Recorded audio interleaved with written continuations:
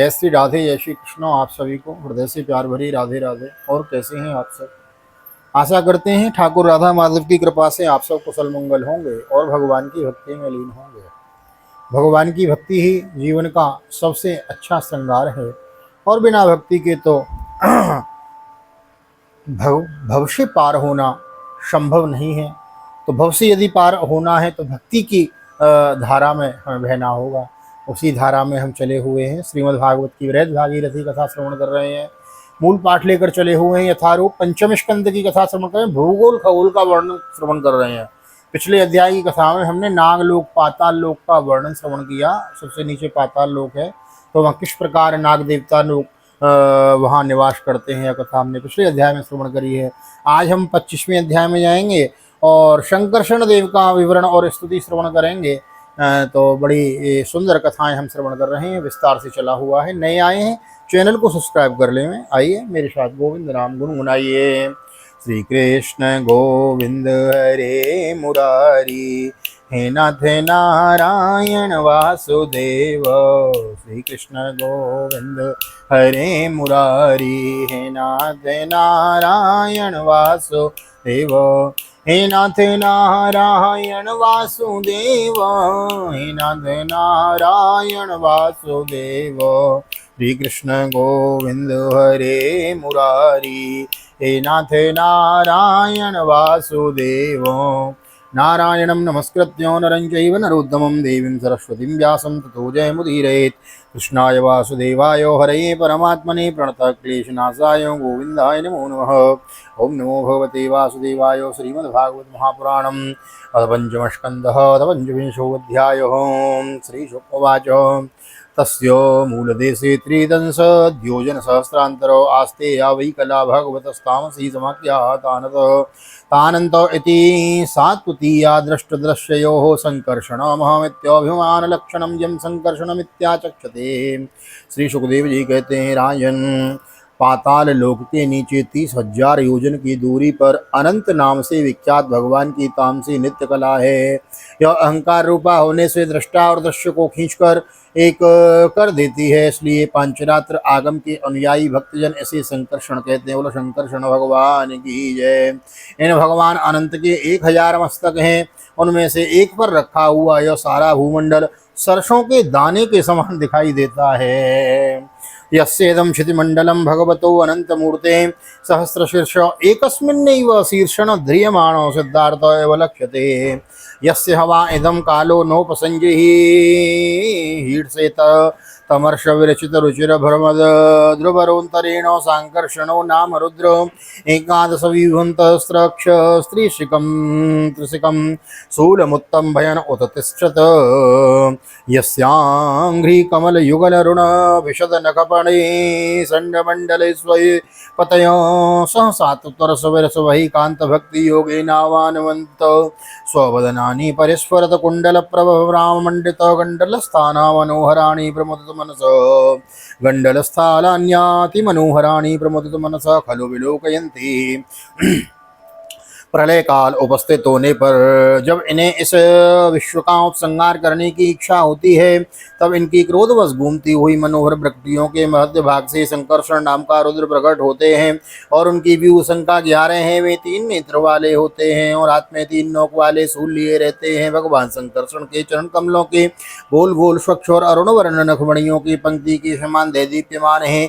जब अन्य प्रधान भक्तों के सहित अनेकों नागराज अनन्य भक्ति भाव से उन्हें प्रणाम करते हैं, तब उनकी नखमणियों में आपने कुंडल कांति मंडित कमनीय कमलों वाले मनोहर मुखार बिंदों की मनोहर झांकी होती है और उनका मन आनंद से भर जाता है। ही नागराज कुमारियों यस्य वही रागराज कुमारियों आशासानासास चारुवंग वलय विलसित विलसित विशद विपुल धवल सुभग रुचिर भुजरत स्तंभेश्वर गुरुचंदन कुंकुम पंकानुलेपेनु नावलिंपन मानास्तद विमर्शनोन्मतित हृदय कमकर ध्वजावीस रुचिरत ललित स्मितात स्तव नुरगा नुराग मद मुदित मन मृदु विदूर्णित तरुण करुणावलोक नयन वदनारविंदम सव्रीडम किल विलोकयन्ति। अनेकों नागराजों की कन्याएं विविध कामनाओं से उनके अंग मंडल पर चांदी के खंभों के समान सुशोभित, उनकी वलय विलासित लंबी लंबी श्वेत वर्ण सुंदर भुजाओं पर अर्घजा चंदन और कुंकुम पंकम का लेप लगा हुआ है, कुंकुम पंक का लेप लगा हुआ है। वह उस समय अंग स्पर्श से मथित हुए उनके हृदय में काम का संचार हो जाता है। तब वे उनके मधुवर संकल्प अरुण नयन कमलों से सुशोभित तथा प्रेमा मद मुदित मुखारविंद की मधुर मनोहर मुस्कान के साथ सभा सलज्ज भाव से निहारने लगते हैं। स एव भगवान अनंतो अनंत गुणार्णव आदिदेव उपसंयतामर सरो सवे गोलोकानां सुतये आस्ते। वे अनंत गुणों के समान आदिदेव भगवान अनंत अपने अवर्ष असहनशीलता और रोष के वेग के रोके हुए वहाँ समस्त लोगों के कल्याण के लिए विराजमान हैं। ध्यायमाना सुरासुरोरग सिद्ध गंधर्व विद्याधर मुनिगणैर नरव रनवरत मद मुदित कविकृत विवलन लोचन सुललित मुखर कामृते नानाप्यमाना तु पार्षद विबुदय यूथपति न परिलम्नान नाग नराग नवलुत कसकामोद मध्या कवीन माध्य मधुकर व्रात मधुकर गी मधुर गीत श्रियं वैजयंतीं स्वाम मनमालां नीलवासां एक कुंडलो हलकुपदी कृत सुभग सुंदर भुजो भगवान माहेन्द्रो वारणेन्द्रो इव कांचनीं कक्षामुदारलीलो बिभर्ति। देवता देवता असुर नाग गंधर्व विद्याधर और मुनिगण भगवान अनंत का ध्यान किया करते हैं। उनके नेत्र निरंतर प्रेम हर्ष से मुदित अचंचल और विह्वल रहते हैं। वे सुललित वचनामृत से अपने पार्षद और देवयूथकों को संतुष्ट करते रहते हैं। उनके अंग पर नीलांबर और कानों में केवल एक कुंडल जगमगाता रहता है तथा उनका सुबक और सुंदर हाथ हल्की मूठ पर रखा रहता है। वे उदार लीला में भगवान का संकर्षण गले में वैजयंती माला धारण किए रहते हैं और जो साक्षात इंद्र के हाथी है रावत के गले में पड़ी हुई स्वर्ण की श्रृंखला के समान जान पड़ती है, जिसकी कांति कभी फीकी नहीं पड़ती। ऐसी नवीन तुलसी की गंध और मधुर मकरंद से उन्मत्त हुए भौरे निरंतर मधुर गुंजार करके उसकी शोभा बढ़ाते रहते हैं। यह ऐसा एव मनुस्मृतो ध्यायमानो मुमुक्षो नामनादिकाल कर्म वासना ग्रथितम विद्यामयम हृदय ग्रंथिम सत्वरजस्तमोमयमंतर हृदयं गत आसो निर्विन्नति तस्यानुभावान भगवान स्वयंभुवो नारद सह तुम्बुरुणा सभायां ब्रह्मण संश्लोकयामासो। परीक्षित, इस प्रकार भगवान अनंत महात्मा श्रवण और ध्यान करने से मुमुक्षुओं के हृदय में आविर्भूत होकर उनकी अनादिकालीन कर्म वासनाओं से घृतित सत्व रज और तमोगुणात्मक अविद्यामयी हृदय ग्रंथि को तत्काल काट डालते हैं। उनके गुणों का एक बार ब्रह्मा जी के पुत्र भगवान नारद ने तुम्बुरु गंधर्व के साथ ब्रह्मा जी की सभा में इस प्रकार गान किया था। उत्पत्ति स्थितिलय हेतवोश्च कल्पम सतुवाद्या प्रकृति गुणाय दीक्षया संयद्रूपम ध्रुवम कृतम यदेकमात्मन नानाधात कतमो वेद तस्य वर्त्म। जिनकी दृष्टि पड़ने से ही जगत की उत्पत्ति स्थिति और प्रलय के हेतुभूत तत्वादि प्राकृत गुण अपने अपने कार्य में समर्थ होते हैं, जिनका स्वरूप ध्रुव अनंत और अकृत अनादि है तथा वे अकेले होते हैं, इस नामात्मक प्रपंच को अपने धारण किए हुए हैं। भगवान संकर्षण के तत्वों को कोई कैसे जान सकता है। मूर्तिनः पुरुष पुरु कृपया बभार सत्वं संशुद्धं सदसदिदं विभाति यत्र यल्लीलामृगपतिराददेन वद्यो मादातं स्वयनवनां सुधार्यवीर्यो यन्नामासुतमनुकीर्तयेदकस्मादार्तो वा यदि पतत प्रलम्भनाद्वा हन्त्यः सपतिर्नाम से समन्यं कं शेषाद् भगवतः आश्रयेन्मुमुक्षो मूर्धन्यर्पितमनुरवत्सहस्रमूर्ध्नो भूगोलं सगिरसरित्समुद्रसत्त्वम् आनन्दमादनते आनन्द्याद्यदनमिति विच विक्रमस्य भूम्नः को वीर्यान्यधिगणयेत् सहस्रजो।